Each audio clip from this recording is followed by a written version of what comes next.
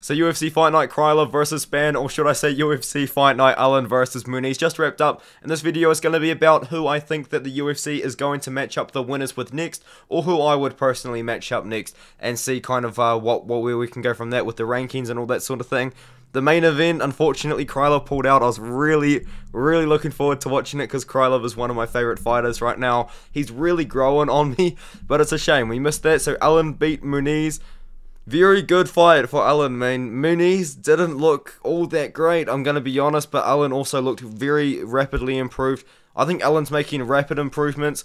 Andre Muniz just didn't really fight that well. I don't know, maybe it's just because of Allen was making made rapid improvements in his career, but he called out a lot of people. This is Brendan Allen. Chris Curtis was one of them. He wants to get that win back on his record. He also wants to get the Sean Strickland win back. But I think that the guy that he called out that makes the most sense right now is a guy that doesn't have a fight booked is Jack Hermansson. He is ranked number 9. Brendan Allen did just beat the number 11 Andre Muniz, but I don't think he's going to get that number 11 ranking. I think he's probably going to get ranked like 12. Muniz will drop to the bottom of the rankings. Chris Curtis makes a lot of sense if he can get past Kelvin Gastelum next week, literally UFC 285. If he can get past Kelvin Gastelum, you could definitely see that rematch, and that rematch does make a lot of sense as well. But I think the guy that doesn't have a fight booked, there's no kind of maybe Chris Curtis will get injured and this and that and next week or whatever.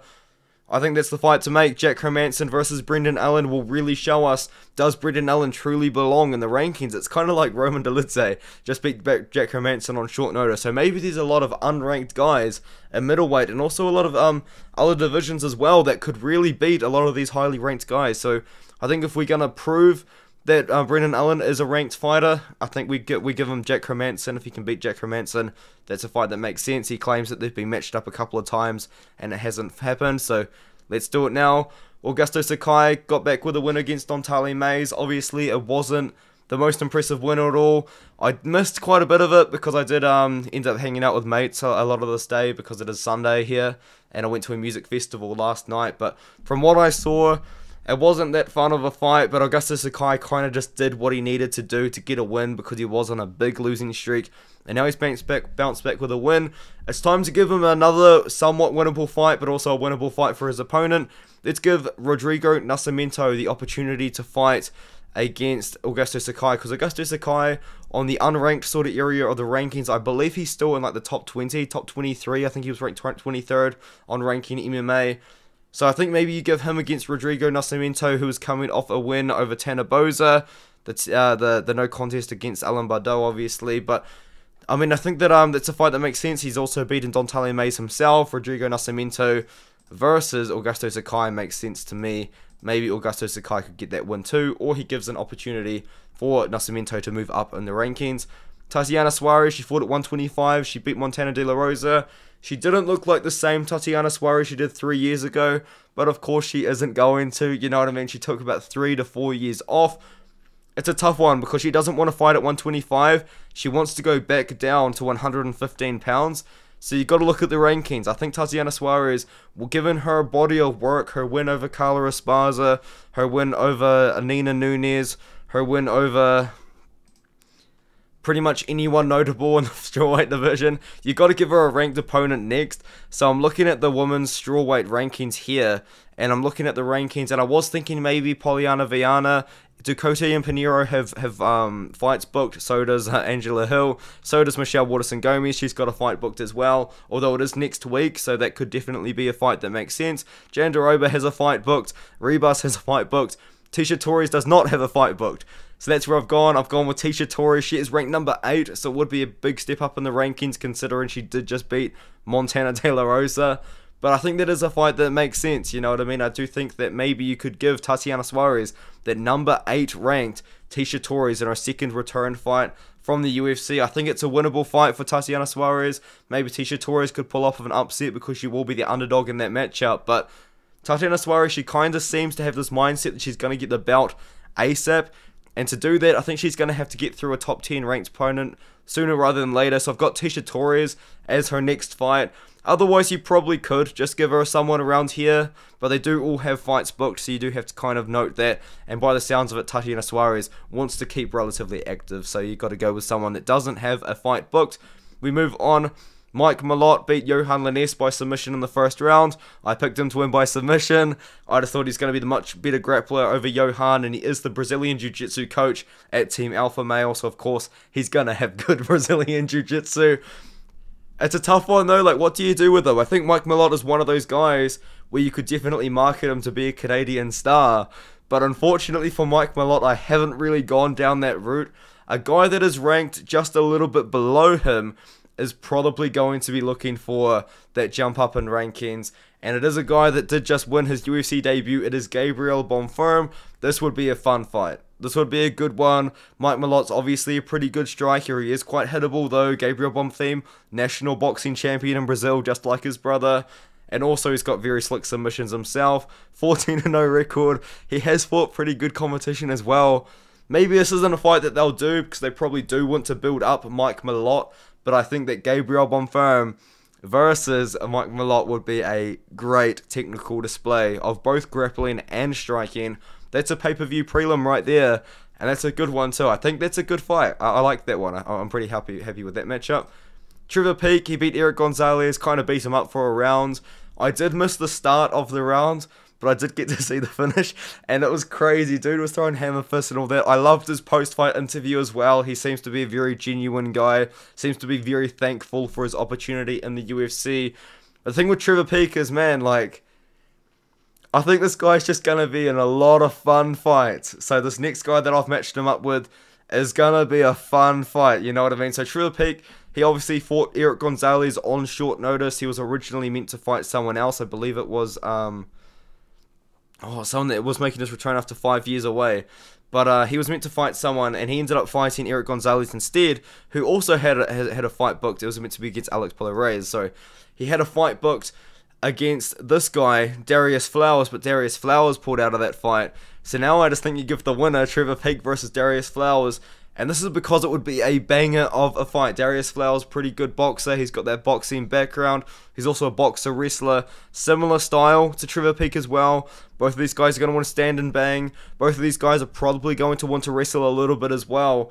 I think this is a fight that makes a bit of sense. You know, Trevor Peek, he just won his debut over Eric Gonzalez, who probably is, I believe he's the lowest ranked lightweight on the roster. So it's not like we can go, oh, hey, Trevor Peek, here's Joe Salicki, you know what I mean? So I think we do Trevor Peek versus Darius Flowers. That's a pay-per-view prelim right there. That's a banger of a fight. I reckon these guys would stand in the middle of the cage and they would throw leather and they'd trade leather, and then the winner of that fight can get a step up in competition. Even though it would be Darius Flowers' debut, so maybe for Darius Flowers, you'd give him another fun fight before you go, oh, hey, Darius Flowers, here's this guy. You know what I mean? But I think for now, let's give Trevor Peek the fun fights, man. I think it's a winnable fight for Trevor Peek, winnable fight for Darius Flowers. Both guys, very good boxers, both guys powerful guys. I think it would be fun. I think it would be a great fight. Jasmine de Vicious beat Gabriela Fernandez. This was a bad read on my part. I probably should have seen this one coming with Jasmine's wrestling background, but I did pick Gabriela Fernandez. She made me look a little bit silly. I don't know where Gabriela Fernandez is going to get to in the women's flyweight division, you know what I mean? Because Jasmine de Vicious, he's not the best fighter in the world, you know what I mean? We just saw her get absolutely styled on by, oh man, what's her name? Natalia Silva. I got Jasmine de Vicious taking on Victoria Leonardo. Is it that exciting of a matchup? Not really, but Jasmine de Vicious is pretty old, so we don't want her killing off young prospects, and Victoria Leonardo's 33. She's probably going to retire soon. If she loses her next fight, she's probably getting cut as well, so give Jasmine de Vicious Victoria Leonardo next. Maybe build up Jasmine de Vicious. You can cut Victoria Leonardo after this one as well, because she's a 33-year-old woman's flyweight that only has a win over Mandy Baum by boring decision. So, yeah, let's get rid of Victoria Leonardo. Let's get Jasmine de Vicious a win. Next one is Jordan Levitt beat Victor Martinez.